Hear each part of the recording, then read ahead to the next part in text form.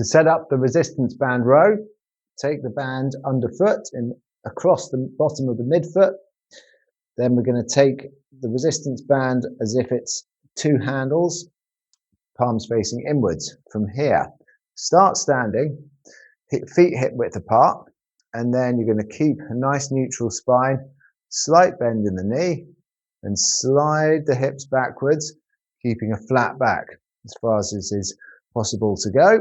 And then before your hamstrings restrict you and you end up curving your back. So I want to see a nice flat back.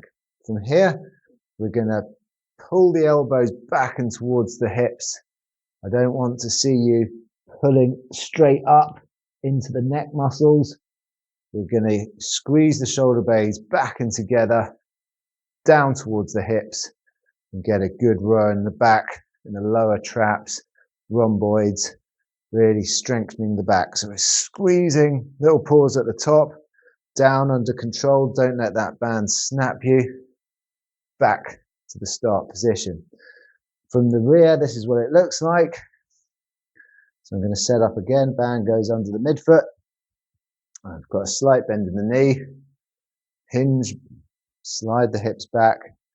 Feet hip width apart. Then I'm going to pull back and down, squeezing the shoulder blades together for the required number of sets and reps.